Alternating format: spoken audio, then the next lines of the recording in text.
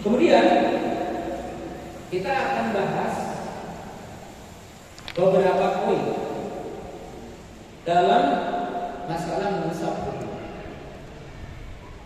Satu, ingat, sepakat ahli sunnah tentang bolehnya mengusap kuku. Bahkan tadi disampaikan sampai ditulis dalam kitab akidah. Jadi silakan buku-buku ulama yang mengarang kitab akidah itu membahas mengusap tentang kuku. Kenapa? Karena merupakan ciri ahli sunnah. Jadi orang yang mengaku ahli sunnah itu mengakui tentang bolehnya mengusap kuku dengan kategori yang tadi. Kemudian kita tambahkan beberapa poin lagi. Satu, kalau kita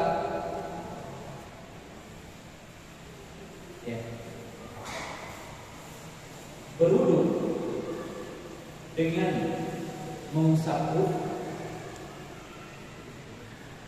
lalu masuk masjid tidak memakai kuku. Ibu tadi rupanya sudah wudu memakai kuku. Setelah itu dilepas, lalu sholat. Apakah wajib wudu lagi atau tidak? Ibu tadi atau bapak wudu dengan syarat-syarat yang 5 tadi, kemudian berwudu dengan mengusap kuku. Setelah itu lalu dilepas kukunya atau kaos kakinya. Apakah batal wudunya atau tidak? Apakah wajib untuk mengulangi wudu atau tidak? Yang benar tidak, karena melepas kuku bukan termasuk pembatal wudu. Jadi tidak termasuk pembatal wudu. Tidak mengapa. Tapi kalau nanti mau mengusap lagi,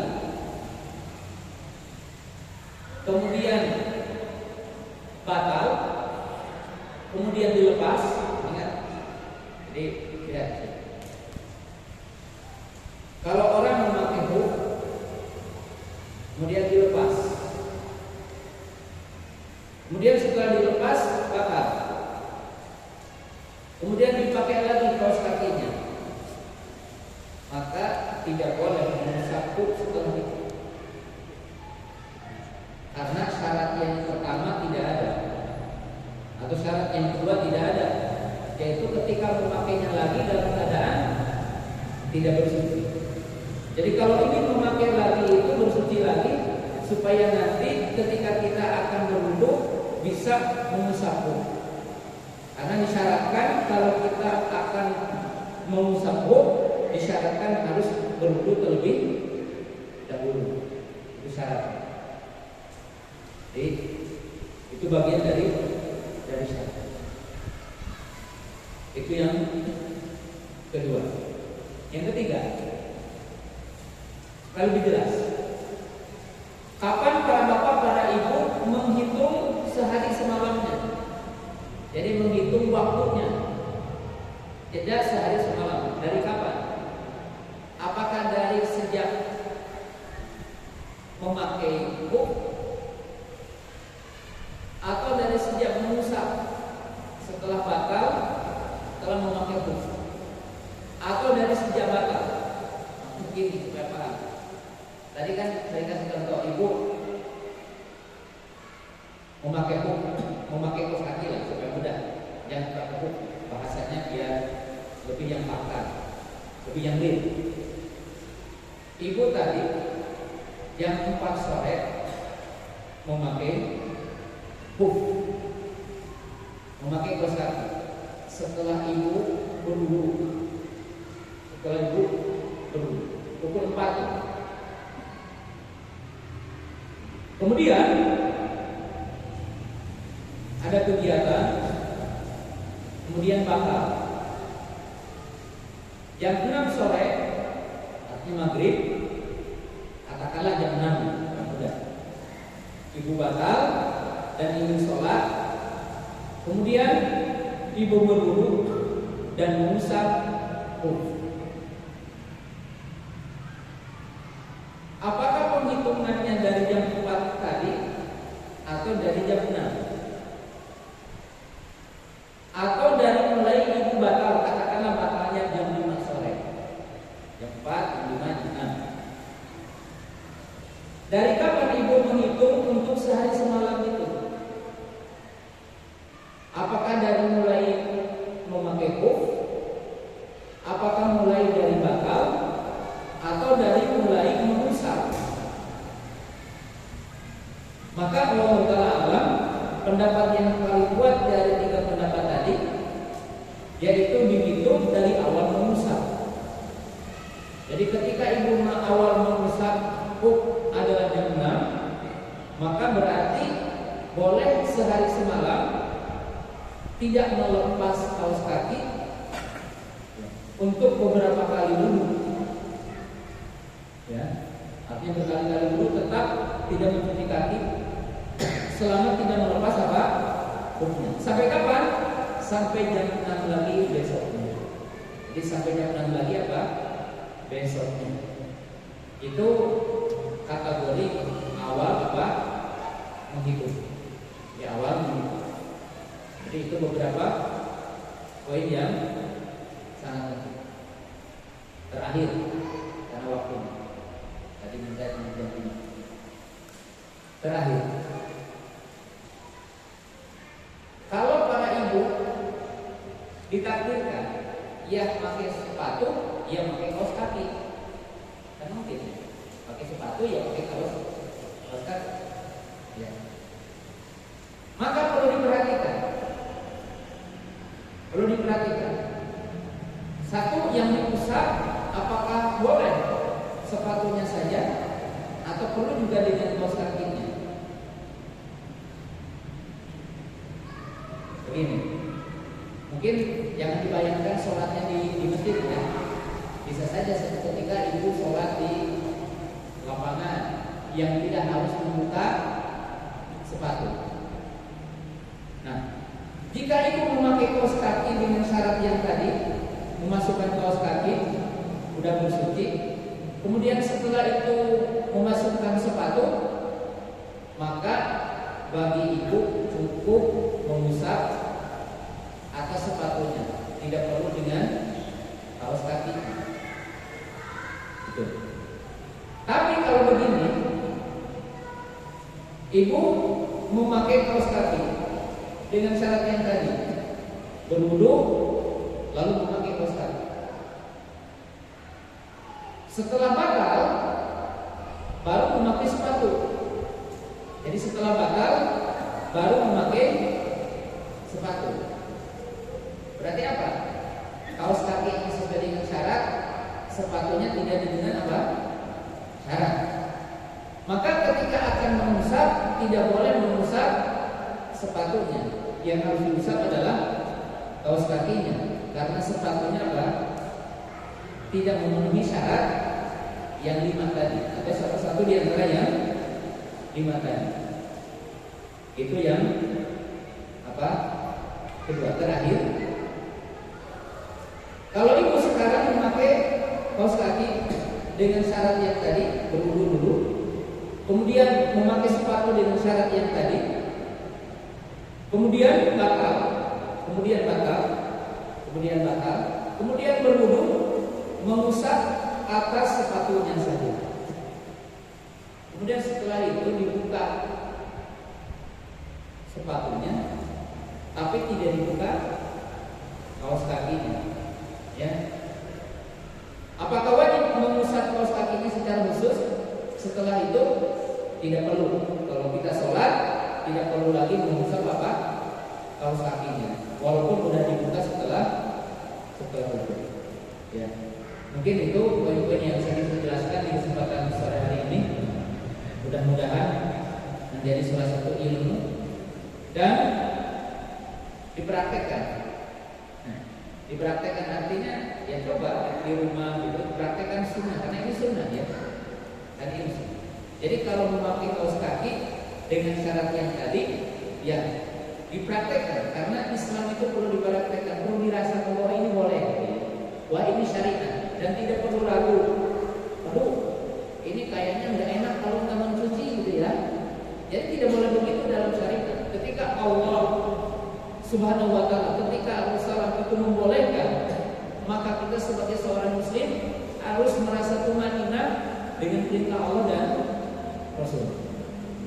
Barangkali sampai di situ pembahasan kita. Kalau ada pertanyaan satu dua dipersilakan.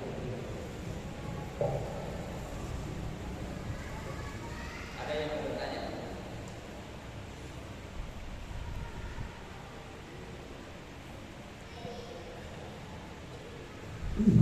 Cek, enggak, Bapak barangkali ada yang ditanyakan.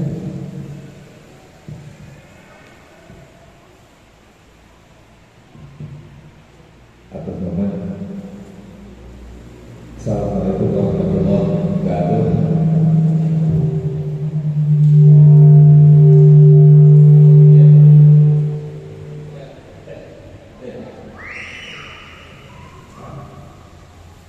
Alhamdulillah bisa ketemu sama Ustaz. Saya dari Tasik ya.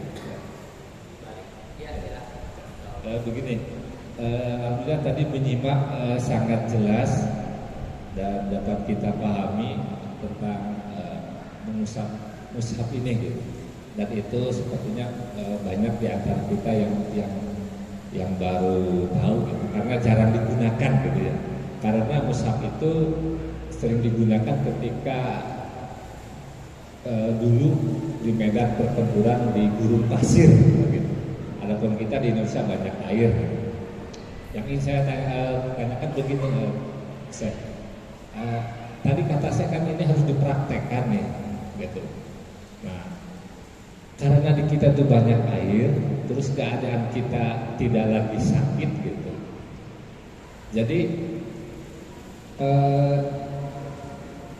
sebaiknya kalau mau dipraktekkan boleh, tetapi yang lebih baik mungkin wudhu seperti biasa gitu ya, karena istilahnya beda, kurang mantap lah.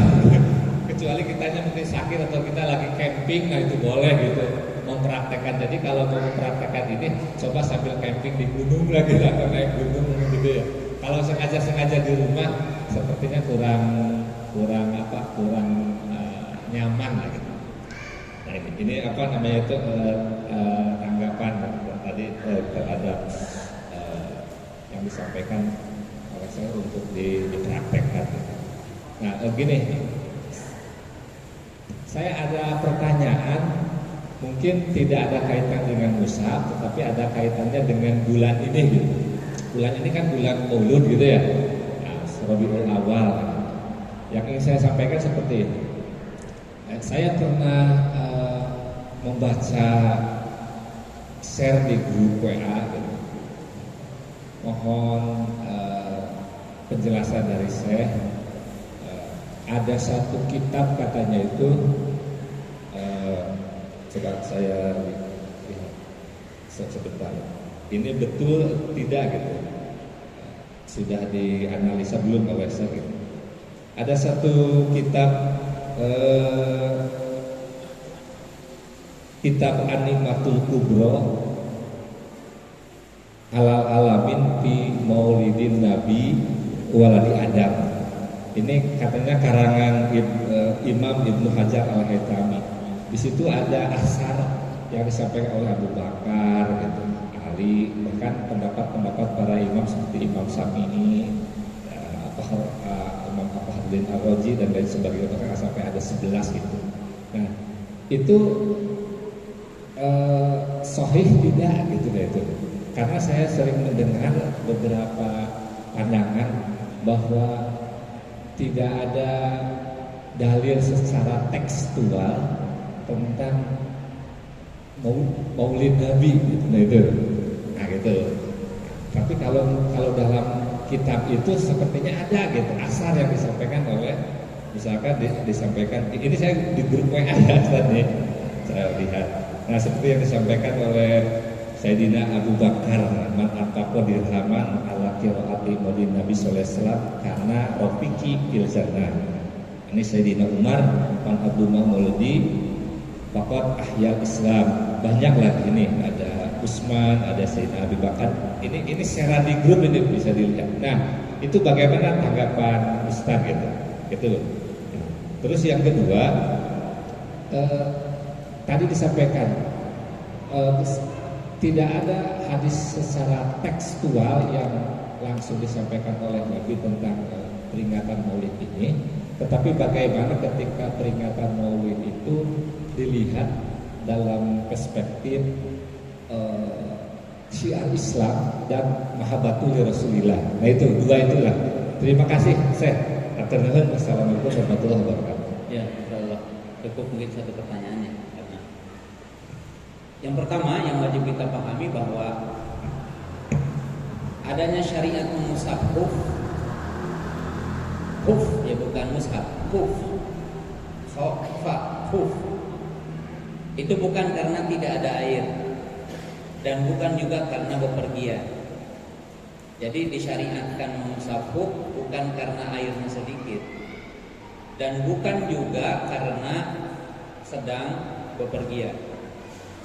Mengusapuk boleh ketika mukim, boleh ketika safar. Artinya mempraktekkan gini. Kalau kita lagi memakai kaos kaki, ya mengusapuk. Kalau tidak memakai memakai huf, ya cuci kaki. Bahkan ulama Syafi'i, Imam Syafi'i, beliau memilih afdal musafu karena mengapakan syiar. Jadi menerapkan tentang syiar Nabi Sallallahu Alaihi Wasallam. Ya. Jadi yang jelas bahwa agama itu tidak boleh pakai perasaannya. Jadi tidak boleh ini kayaknya kurang afdal, nah, jangan. Kalau ada tuntunannya, kalau ada syariatnya, kita harus merasa nikmat dengan apa yang diajarkan oleh Nabi Sallallahu Alaihi Wasallam. Adapun poin yang kedua, saya kira ini masalah-masalah yang sudah berlalu di tengah masyarakat dan saya hari ini baru kajian di tempat ini. Kita kajiannya adalah 40 hadis seputar hukum. Jadi hadis seputar hukum. Tapi kita dalam 3 kategori yang harus bahas. Pertama, sepakat bahwa orang muslim wajib mencintai Nabi Sallallahu Alaihi Wasallam dan tidak sah keimanan seseorang tanpa mencintai Nabi Sallallahu Alaihi Wasallam. Jadi mencintai Nabi Sallam itu adalah merupakan syarat. Yang kedua, sepakat bahwa mencintai Nabi Sallallahu Alaihi Wasallam yang paling afdal adalah al-amalu bi syariatihi. Jadi apa bukti kita mencintai Nabi Sallallahu Alaihi Wasallam? Bukti kita mencintai Nabi Sallam adalah mengamalkan syariatnya. Sampai hal-hal yang terkecil, makan dengan tangan kanan, minum dengan tangan kanan, makan dengan bismillah, sampai berjima baca bismillah itu sunnah. Kalau kita mencintai Nabi SAW, maka praktekkanlah semua syariat Islam dalam sendi-sendi kehidupan kita. Karena Allah berfirman, "Qul in kuntum tuhibbunallaha fattabi'uni yuhibbukumullah wa yaghfir lakum dzunubakum." Jadi jika kalian mengklaim cinta kepada Allah, maka ikutilah aku. Itu kata Allah Subhanahu wa taala. Adapun sisi yang ketiganya, mungkin dalil-dalil yang tadi, nah itu dalam penelaahan satu dengan yang lainnya, tentunya ya setiap masalah adalah memerlukan penelitian dan setiap orang akan sampai kepada keyakinan apa yang dia yakini dari semua penelitiannya. Wallahu ta'ala. Terima kasih barangkali untuk kajian di perdana di masjid yang mulia ini.